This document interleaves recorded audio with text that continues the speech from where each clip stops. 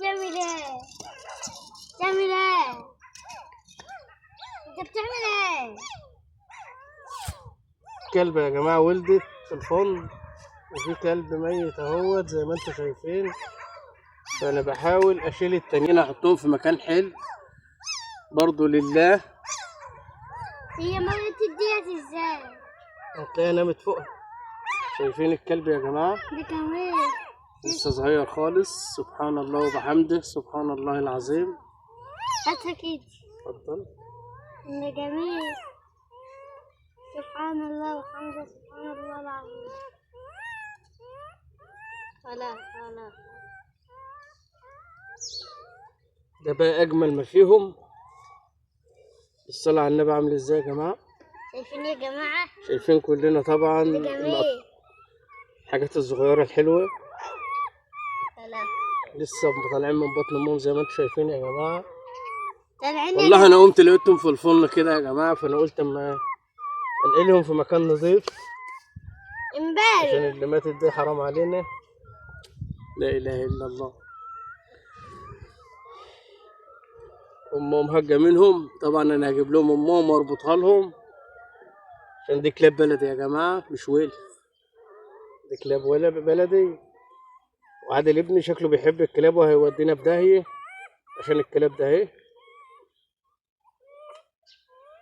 لا اله الا الله. سبحان الله سبحان الله. خلاص. طبعا اللي عنده كلب بلدي يا جماعة او ولف يخلي باله منه. ده عاملين يا جماعة زي الكلاب البيتبول بالظبط، شبههم زي الكلاب البيتبول. كلب تشوفه تقول فوتبول على رأي عادل ابني. كلاب صغيرة خالص لسه مولودة زي ما احنا شايفين. في خلفة منهم ماتت. لا اله الا الله. خلاص. تعالى بقى نخش جوه مع اخواتك، استخبى بقى وعيش. اما بقى ايه، انضف لكم الدنيا واطلعكم كلكم تقعدوا مع بعض. ايوه كده، حطوا على بعض كده، حطوا هنا يا جماعه 5 كلبات اهم. تعالى كده وريهم، تعالى كده وريهم. شوفوا شايفين الكلاب كلنا اهو يا جماعه فوق بعض اهم يا جماعه شايفينهم. يا جماعة بيدفوا بعض. طبعا الكلبه اللي ماتت اهي لسه صغيره. ده كانت احسن واحد. ده كمان. يلا الله يرحمها بقى، ملهاش عمر تعيش في الدنيا ولا تاكل لقمه في الدنيا. بس ان شاء الله انا هظبط لهم مكان عشان امهم جايه اهي يا جماعه، برضه جايه برضه عشان تحمي على عيالها. جت لوحدها اهي الصيعه. بتحب عيالها يعني يا جماعة. ما نعرفش ديت ماتت ازاي يعني.